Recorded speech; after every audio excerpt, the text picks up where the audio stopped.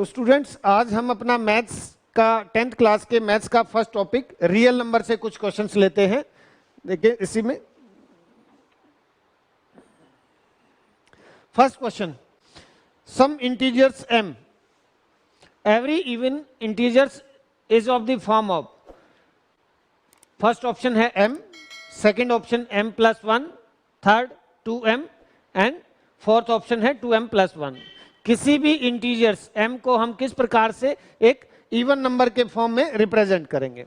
Even number हमारा होता है 2, 4, 6, 8 एंड सो ऑन। ये इस प्रकार से m की फॉर्म में हम कोई भी इंटीजर्स रिप्रेजेंट नहीं कर सकते। m+1 इन केस हमने m की वैल्यू 1 ली तब +1 हमारा 2 आ जाएगा, लेकिन m की वैल्यू अगर 2 होगी तो क्या आ जाएगा, ये एक ऑड नंबर हो जाएगा। तो ये दोनों ऑप्शन हमारे नहीं होंगे। थर्ड ऑप्शन 2m, तो हम इसके सामने 2m लिखा जा सकता है। m की वैल्यू हम कोई भी इंटीजर्स 1 रखेंगे तो ये हमारा एक इवन नंबर रिप्रेजेंट करेगा। 2m, m के स्थान पर अगर हम 2 रख देंगे तो भी ये एक इवन नंबर रिप्रेजेंट करेगा। 2m, m के स्थान पर अगर हम 3 रखेंगे तो कोई भी इंटीजर्स रखेंगे, प्रोडक्ट हमारा एक इवन नंबर होगा। तो सही ऑप्शन हो गया हमारा सी। Next question,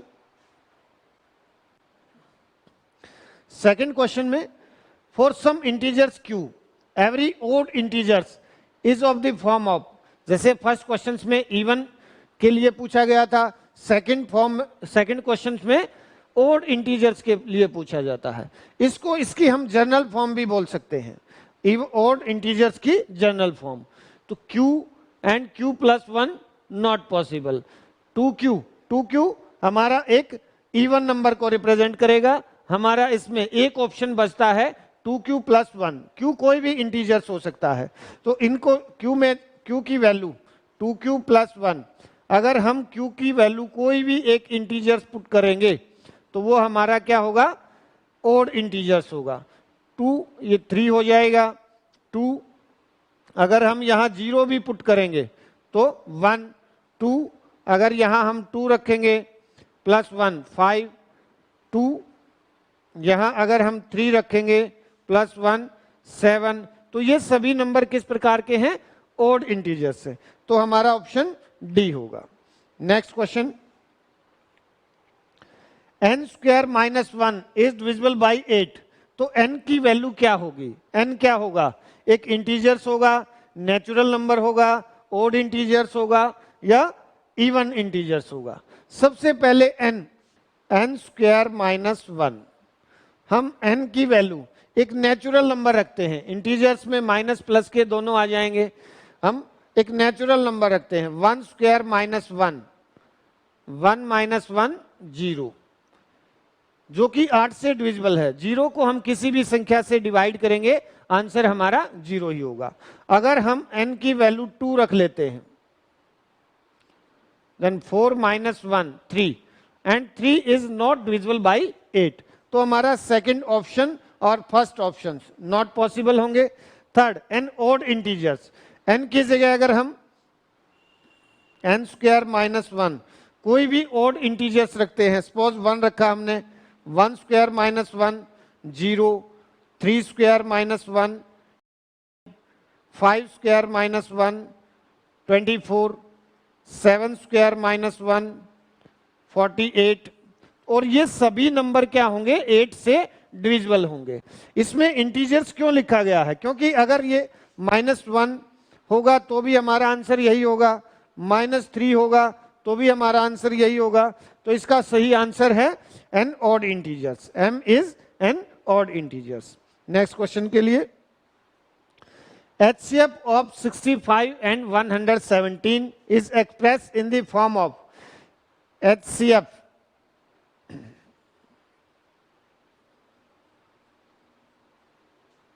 (65m - 117). इसके लिए पहले हमें 65 और 117 का HCF निकालना होगा। प्राइम फैक्टराइजेशन मेथड से हम 65 5 × 13। 117 के जब प्राइम फैक्टर बनाएंगे तो 3 इंटू 3 इंटू 13, क्लियरली एचसीएफ कितना आ जाएगा? 13। 13 को अब हमें इसकी फॉर्म में रिप्रेजेंट करना है। अगर हम वैल्यू 4 रखते हैं 65 को 4 से, तो उन दोनों का डिफरेंस ऑब्वियसली 13 नहीं होगा, ज्यादा बड़ी संख्या होगी। सेकंड ऑप्शन को हम ट्राई करते हैं, 65 इंटू 2 माइनस 117, 13 इक्वल, दोनों को जब हम मल्टीप्लाई करेंगे 2 5 जा 10, 2 6 जा 12 और 1 13, जो 130 और 17 का डिफरेंस होगा कितना होगा? 13। तो हमारा सेकंड ऑप्शन सही होगा। इसको ट्राई ऑप्शन से कर सकते हैं, हम चारों ऑप्शन इसमें पुट करेंगे और जो भी हमारे एचसीएफ के इक्वल होगा वही हमारा आंसर होगा। Next question, largest number which divide 70 and 125 leaving remainders 5 and 8। तो ये क्वेश्चंस कुछ इस टाइप के क्वेश्चंस हैं जो नॉर्मली कंपटीशन एग्जाम में पूछे जाते हैं और हमें क्लासरूम में जो सिलेबस एनसीईआरटी की बुक्स में दिया गया है उसमें नॉर्मली नहीं बताए जाते और एग्जाम में ये हमसे पूछे जाते हैं। तो इस बार गवर्नमेंट ने इस प्रकार का पैटर्न रखा है, साथ साथ हम अपनी तैयारी जो कंपटीशन एग्जाम के लिए भी कर सकते हैं। देखिए इस क्वेश्चन में किस प्रकार से बढ़ गए। लार्जेस्ट 70, रिमाइंडर बचना चाहिए 5, तो इसमें से पहले 5 माइनस कर लेते हैं हम, 65 आ जाएगा। और 125 में से रिमाइंडर बचना चाहिए 8, तो इसमें से भी हम 8 माइनस कर लेते हैं, 117। तो अब 65 और 117 का जो एचसीएफ होगा वो हमारा क्या होगा? Largest number. लार्जेस्ट नंबर देखो, जब कभी भी क्वेश्चंस में नॉर्मली क्या होता है, एक सेंस बनती है greatest number, largest number, highest number, तो हम एचसीएफ निकालते हैं। जब क्वेश्चंस की सेंस बनती है minimum number, smallest number, least number, तो हम एलसीएम निकालते हैं। तो इसका एचसीएफ हमने जैसे पिछले क्वेश्चंस में भी निकाला था, 65 के प्राइम फैक्टर होंगे 5 इंटू 13 और 117 के 3 इंटू 3 इंटू 13, तो हमारा एचसीएफ जो आएगा वो क्या होगा? 13। तो लार्जेस्ट नंबर क्या होगा? 13। ए ऑप्शन हो जाएगा इसमें हमारा। नेक्स्ट क्वेश्चन देखते हैं, question number 6, if two positive integers a and b are written as, a को हमने लिखा है x की पावर 3 y की पावर 2 एंड b को रिप्रेजेंट किया है x इंटू वाई की पावर 3। हमें क्या बताना है? एचसीएफ, a और b का HCF. HCF highest common factor, तो बेटा हाईएस्ट कॉमन फैक्टर में दोनों नंबर की जो स्मॉलेस्ट पावर होगी, x की पावर यहां पर 3 है, यहां पर 1 है, तो एचसीएफ में क्या आएगा? 1। y की पावर यहां पर 2 है, यहां पर 3 है, तो y की पावर कितनी आएगी? 2। ये हमारा आंसर होगा एचसीएफ इसमें। तो x इंटू वाई की पावर 2, बी ऑप्शन हो जाएगा इसका। नेक्स्ट क्वेश्चन देखते हैं, question number 7, if two positive integers p and q, same question हो गया, उसमें हमसे एचसीएफ पूछा गया था, इसमें हमसे एलसीएम पूछा गया है p और q का। तो p और q को इसके प्राइम फैक्टर्स की फॉर्म में लिख लेते हैं। p को लिखा गया बेटा a इंटू बी की पावर 2 एंड q को रिप्रेजेंट किया गया है a की power 3 and b। LCM, LCM lowest common multiple, तो जो इसमें बड़ी पावर होगी उसको हम लिखेंगे। a की पावर यहाँ 1 है, यहाँ 3 है, तो a की पावर कितनी होगी? 3। b की पावर यहाँ 2 है, यहाँ पर 1 है, तो b की पावर 1। ये हमारा एलसीएम हो गया। तो ऑप्शन से ट्राई करते हैं, a की पावर 3, b की पावर 1, सॉरी b की पावर 2, बड़ी पावर आएगी b की पावर 2, तो ये हमारा आंसर हो जाएगा a की पावर 3, b की power 2। Next question, question number 8, product of a non zero rational and irrational number is. अब इसमें भी 4 ऑप्शन है बेटा। पहला always irrational, always rational, rational और इरेशनल, और वन ऑफ देम। देखो जब कभी एक रैशनल नंबर हो, एक इरेशनल नंबर हो, उन दोनों का प्रोडक्ट हमेशा इरेशनल नंबर आएगा। उन दोनों का क्वोशंट भी एक इरेशनल नंबर आएगा। अगर उन दोनों का सम करेंगे, हम प्लस करेंगे, तो भी एक इरेशनल नंबर होता है। और उन दोनों को आपस में डिफरेंस पता करेंगे, माइनस करेंगे, तो भी एक इरेशनल नंबर होता है। तो ये याद रखना है, ये क्वेश्चन बहुत ज्यादा चांसेस हैं इसके एग्जाम में पूछे जाने के। अगर एक रैशनल होगा और एक इरेशनल होगा, उनका चारों ऑपरेशंस में या तो हम मल्टीप्लाई करें तब भी आंसर इरेशनल नंबर होगा, उनको एक को दूसरे से डिवाइड करें तो क्वोशंट होगा, वो भी एक इरेशनल नंबर होगा।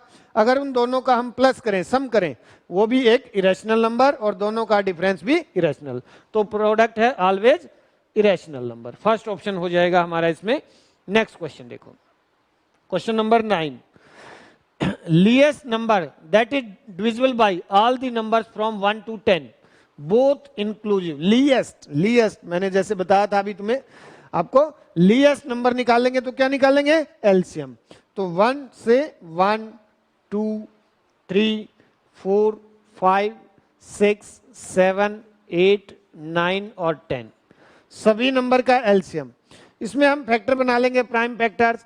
10 के जो होंगे 2 into 5 होगा, 9 के जो होंगे 3 into 3 होगा, 8 के जो होंगे 2 into 2 into 2 होगा, 7 into 1 रहेगा। अब 6 के जो फैक्टर बनेंगे, 6 के 2 into 3, 5 अकेला है ही, 5 into 1 हो जाएगा। 4 के हमारा 2 into 2, 3 into 1, 2 into 1, और 1 का 1 ही रहेगा। तो जो एलसीएम होगा, बड़ी पावर लेते हैं। देखो बेटा, 2 की पावर सबसे बड़ी किस में होगी? इसमें होगी। तो 2 की पावर 3 into, उसके बाद 3 की पावर यहां 1 है, यहां 2 है, तो 3 की पावर 2। उसके बाद हमारा नंबर है 5 की पावर यहां पर है, ये 3 होगा इसमें, और यहां पर है, दोनों में 1 है, 5 की पावर 1 ही हो जाएगी। ठीक है, बड़ी पावर जो होगी। 7 की भी पावर 1 ही होगी। बस यही प्राइम नंबर है। तो हमारा इसको मल्टीप्लाई कर लेंगे, 2 की पावर 3 8 हो जाएगा, 8 को 5 से मल्टीप्लाई कर लो, 40, 3 3 जा 9, 9 को 7 से, तो ये 40 into 63 मल्टीप्लाई, प्रोडक्ट आ जाएगा हमारा 0, 4 3 जा 12, 4 6 जा 24 और 1 25। तो आंसर होगा इसमें 2520। डी हमारा ऑप्शन हो जाएगा इसमें। Clear? Next question, decimal expansions of rational number 14,587 upon 1,250 will terminate after 1 decimal place, 2 decimal place, 3 decimal place और 4 decimal place। ये हमारा बुक में जो एक्सरसाइज 1.4 है उसमें कुछ ऐसे क्वेश्चंस दिए गए हैं। इसमें हम क्या करेंगे बेटा, हम डिनोमिनेटर पहले तो इसको स्मॉलेस्ट फॉर्म में करेंगे। अगर ये किसी नंबर से दोनों डिविजिबल होते हैं तो डिवाइड करेंगे, और अगर डिवाइड नहीं होते हैं, जैसे को प्राइम नंबर वे नंबर होते हैं जो किसी भी टेबल में दोनों ना आए, तो ये को प्राइम नंबर है। तो हम डिनोमिनेटर के प्राइम फैक्टर बनाते हैं। 1250 सबसे पहले 2 से करेंगे, 2 6 जा, 2 2 जा, 2 5 जा, 625, ये 5 से होगा 125 पर, फिर 5 से डिवाइड करेंगे 25, फिर 5 से करेंगे